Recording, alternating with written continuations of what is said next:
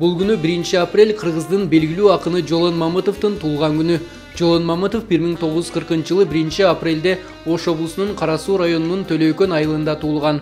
Атасы Мамыт 1943-жылы Улуу Ата Мекендик согушка кетип, кайтып келген эмес. Анын акын болуп калыптанышында абасы Жамакчы Берикбай менен апасы Алмакандын орду өзгөчө. Апасы белгилүү чебер ууз жана кошокчу болгон. Жолон Мамытов 5 бир туугандын кичүүсү болгондуктан эрке, оюн эркин айтып өскөнү айтылат.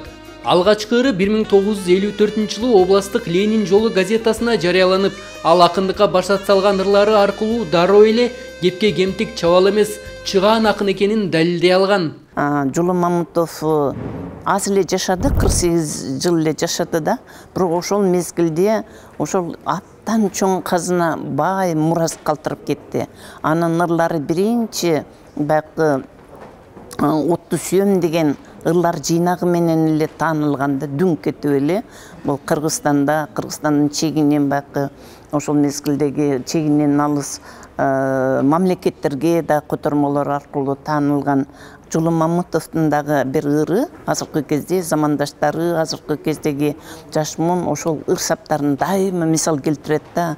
Ата журт кыйын күнгө кабылганда айлансын ар бир уулуң чагылганга деген ушул ыр сабы ата журтту сүйүү. Ушул ыры үчүн, ушул ыр сабы үчүн эле алтындан эстелик тургузса болот деп ойлойм да Жолон Мамытовдун.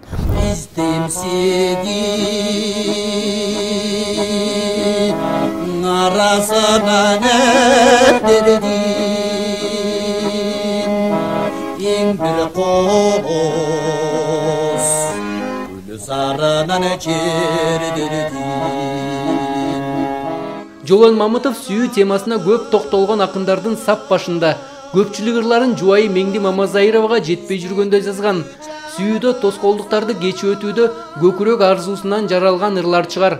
Акындын арзышкан жубайы белгилүү акын Меңди Мамазайрова көп маектеринде биздин баш кошуубузга апам каршы болгон. Ал ала качып турмуш курганбыз деп эскерет. Аябай сонундай өмүрдү да жашап өттү да Меңди Мамазайрова жубайы өкө.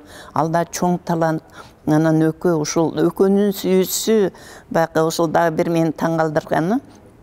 Өкө жаш кезде таптан сүйүшүп жүргөндө Меңдежен ала качып кетет да, анан ала качып кеткенде барып туруп алып келген экен кайра. Бул чыныгы сезимдин, чыныгы таза сезимдин ээси да. Экинчи курсумда экенде Меңдежени көрүп калдым да, чачтары чын жер чийген узун экен да.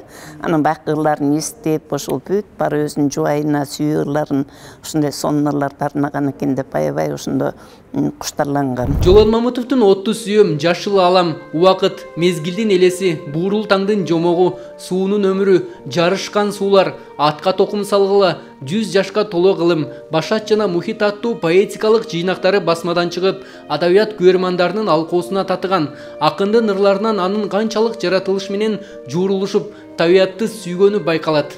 Ырлар жыйнактарынын аталыштарынын баары жаратылышка болгон. Отту сүйөм, бурул түндүн жомогу, мухит жана башат. Чыңгыз Айтматовдун бир сөзү бар. Табигатты сүйбөгөн акын жазуучу улуу боло албайт деген да.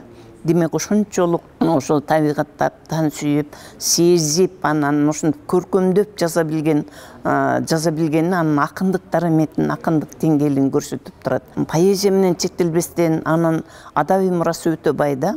Ал ошол эле мезгилде котормолор менен опера, балет театры үчүн Сепил деген либретто жазган, ал коюлган абдан жакшы болуп ошол мезгилде. Ошол бардыгын өзүнүн калемин ар тараттуу жанрларда мындай сынап көргөн да. Көкүрөгү ачык, жүрөгү ак, инсандык сапаттарды боюна сиңирген адамдар гана өзүнөн жакшы нерсени чыгарып, чыгармачылыкка башат сала алат. Анын сыңарындай Жолон Мамытов аз жана мазмундуу өмүрүндө өзү жазган ырларына ылайык бурус эмес туруз жашап, тегеректегилерге да ошону үйрөткөн. Улан деген уулун окутуп калдым да, ошонун бир сөзү менин эч эсимден кетпейт. 4-класста окуган бала эле. Мен дейт жакында түрөмө баягы эмени сындырып алдым эле.